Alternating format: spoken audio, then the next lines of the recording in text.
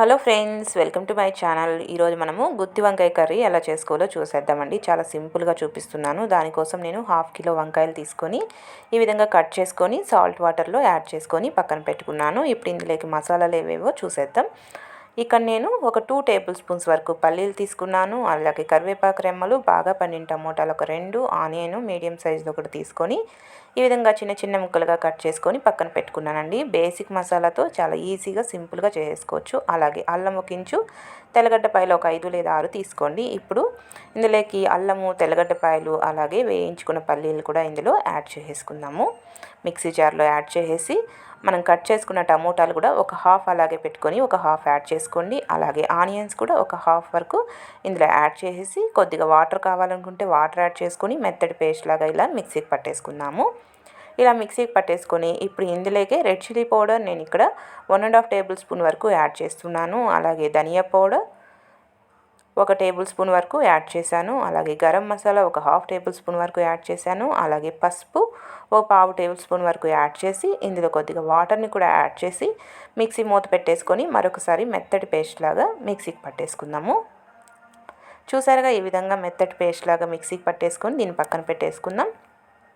ఇప్పుడు స్టవ్ మీద ఒక ప్యాన్ పెట్టుకొని ఇందులో ఒక 2 టేబుల్ స్పూన్స్ వరకు ఆయిల్ని యాడ్ చేసుకోండి.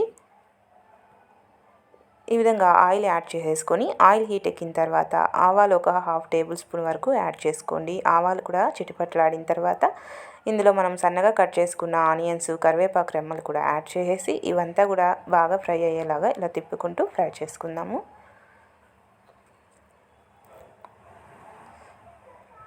ఈ విధంగా ఇలా తిప్పుకుంటూ బాగా ఫ్రై అయ్యేంత వరకు ఫ్రై చేసేసుకున్న తర్వాత ఇందులోకి మనం ముందుగా కట్ చేసి పెట్టుకున్న ఈ వంకాయ ముక్కలు కూడా యాడ్ చేసేసుకుందాము. ఈ విధంగా ఈ వంకాయ ముక్కలు కూడా యాడ్ చేసేసి ఇవంతా కూడా ఈ ఆయిల్లో బాగా ఫ్రై చేసుకోవాలండి. ఈ వంకాయలన్నీ కూడా ఆయిల్లో ఎంత బాగా ఫ్రై అయితే టేస్ట్ అనేది అంత బాగా వస్తుంది మనకి. ఇప్పుడు ఇందులోకి రుచికి సరిపడా సాల్ట్ కూడా యాడ్ చేసుకుందాము. ఈ విధంగా సాల్ట్ కూడా యాడ్ చేసేసి మొత్తం కూడా బాగా కలిసేలాగా ఒకసారి కలిపేసుకొని ఇవంతా కూడా బాగా ఫ్రై అయ్యేంత వరకు ఇలా తిప్పుకుంటూ ఫ్రై చేసుకుందాము. టేస్ట్ అనేది చాలా బాగుంటుందండి. ఒకసారి మీరు కూడా తప్పకుండా ట్రై చేసేయండి. ఇవంతా కూడా మంచిగా ఫ్రై అయ్యేంత వరకు ఫ్రై చేసుకోవాలి. చూసారుగా, ఇక్కడ కలర్ అంతా కూడా చేంజ్ అయ్యి మనకి ఆల్మోస్ట్ ఫ్రై అయిపోయాయి వంకాయలంతా కూడా. వంకాయలు అనేవి ఎంత బాగా ఫ్రై అయితే మనకి కర్రీ కూడా అంత టేస్టీగా వస్తుంది.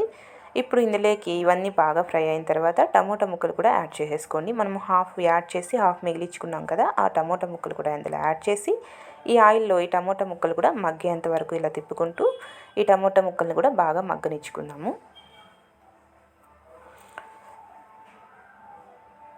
ఈ విధంగా తిప్పుకుంటూ టమోటా ముక్కలంతా కూడా బాగా మగ్గేంత వరకు మగ్గనిచ్చుకుంటూ మధ్య మధ్యలో కలుపుకుంటూ మాడనివ్వకుండా ఫ్రై చేసుకోండి. ఇలా బాగా మగ్గిన తర్వాత ఇందులోకి మనం మిక్సీ పట్టుకున్న ఈ మసాలా ఉంది కదా, ఈ మసాలా మొత్తం కూడా ఇందులో యాడ్ చేసేసుకోవాలి.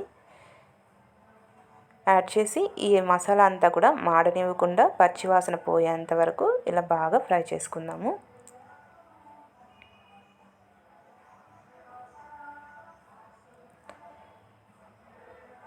ఇదంతా కూడా ఈ విధంగా తిప్పుకుంటూ పచ్చివాసన అంతా పోయేంత వరకు బాగా ఫ్రై చేసుకోవాలి.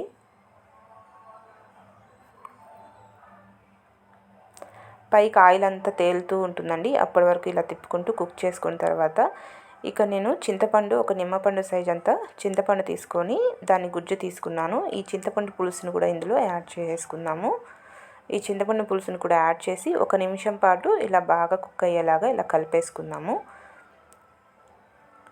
ఇలా 1 నిమిషం పాటు కలుపుకున్న తర్వాత ఇందులోకి వాటర్ని యాడ్ చేస్తున్నాను. నేను మిక్సీ జార్లోకి వాటర్ని యాడ్ చేసి మీకు ఎంత వాటర్ కావాలో చూసుకొని అంత వాటర్ని కూడా ఇందులో యాడ్ చేసేసుకోండి. ఈ విధంగా వాటర్ కూడా యాడ్ చేసి దీన్ని మూత పెట్టేసి ఒక 10 నిమిషాల వరకు బాగా కుక్ అవనివ్వాలండి. అప్పుడే మనకి వంకాయలంతా కూడా సాఫ్ట్గా కుక్ అయిపోయి గ్రేవీ అంతా కూడా చిక్కబడి మనకి మంచి టేస్ట్ అనేది వస్తుంది.